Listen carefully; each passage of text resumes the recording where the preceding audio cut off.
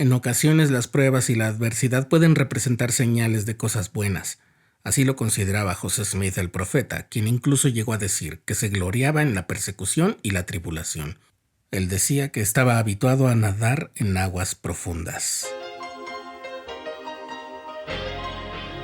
Estás escuchando el programa diario, presentado por el Canal de los Santos de la Iglesia de Jesucristo de los Santos de los Últimos Días.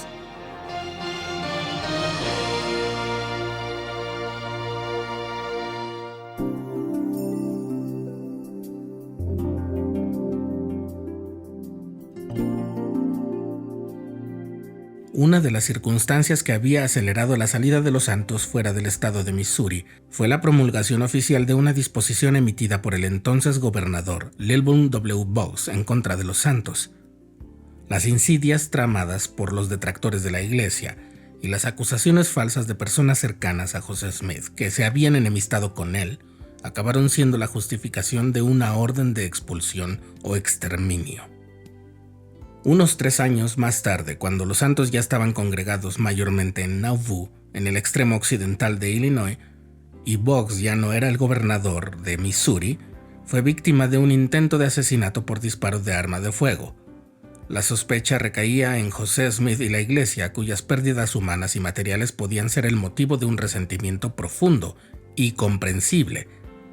Las autoridades de Missouri acusaron formalmente al profeta José Smith de haber acordado con alguien el asesinato de Boggs e intentaron llevarlo a Missouri para juzgarlo. Pero José estaba seguro de que si regresaba a ese estado lo iban a asesinar, así que se escondió de los oficiales de Missouri por un tiempo para evitar su arresto. De hecho, esa detención de haberse efectuado habría sido ilegal, lo que se resolvió en enero de 1843 cuando las instancias jurídicas de Illinois llegaron a la conclusión oficial de que la extradición de José Smith era improcedente. No parecía haber descanso de la oposición violenta para el profeta del Señor. El 1 de septiembre de 1842, José Smith escribió una carta a la iglesia mientras se desplazaba para evitar ser arrestado ilegalmente por los oficiales de Missouri. Esa carta se leyó a los santos de Nauvoo unos días después y con el tiempo se convirtió en la sección 127 de Doctrina y Convenios.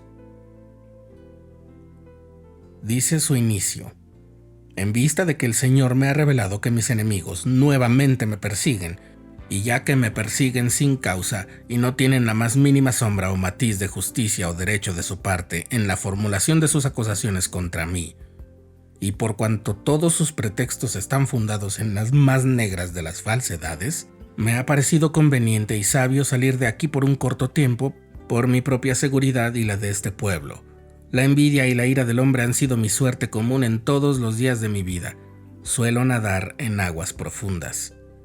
Como Pablo, siento deseos de gloriarme en la tribulación porque hasta hoy el Dios de mis padres me ha librado de todo ello. Continúese sin cesar la obra de mi templo, dice el Señor, así como todas las obras que os he señalado, y redóblense vuestra diligencia, perseverancia, paciencia y obras, y de ningún modo perderéis vuestro galardón. Y si os persiguen, así persiguieron a los profetas y a los hombres justos que fueron antes de vosotros. Para todo esto hay una recompensa en los cielos. Cuando pensamos en la fe de los santos que continuaron edificando el templo de Nauvoo, aún bajo las amenazas de los enemigos de la iglesia, es difícil no sentirse inspirados a continuar llevando a cabo la obra de salvación, pese a las dificultades que hay. Muchos de nosotros nadamos en aguas profundas. Algunos han tenido que hacerlo por un corto tiempo y otros han estado ahí toda su vida. Y a pesar de ello, aún tenemos la oportunidad de brindar lo que aún tenemos, trabajar con nuestra dedicación para contribuir a la obra del Señor. En cuanto a la persecución, podemos considerar junto al profeta José Smith que es la señal de que estamos haciendo las cosas bien, dado que no las hacemos según el mundo, sino según los preceptos revelados por Dios.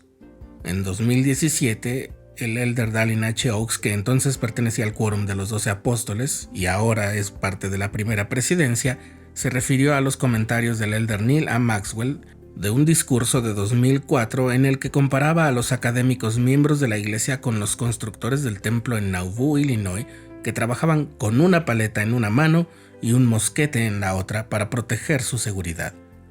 El elder Maxwell quería demostrar que mientras construimos es necesario defender y no podemos descuidar ninguna de estas dos consignas. Lo que había dicho el elder Oaks fue: me gustaría, alegóricamente, escuchar un poco más de fuego de mosquete de este templo de aprendizaje. El elder Oaks nos estaba invitando a participar de modo más activo y certero en la defensa de nuestros principios como la familia y el matrimonio. Ello seguramente nos llevará a nadar en aguas profundas. Quizás el rechazo y la burla sean manejables, y tal vez sean persistentes y desgastantes. Los santos de Nauvoo sabían que no estarían por mucho tiempo en su amada ciudad, pero también sabían que las ordenanzas que iban a recibir en el templo ya no podían esperar. Sabían que aún iban a nadar en aguas más profundas por un tiempo más, pero también sabían que el Señor estaba con ellos, porque ellos estaban de su lado.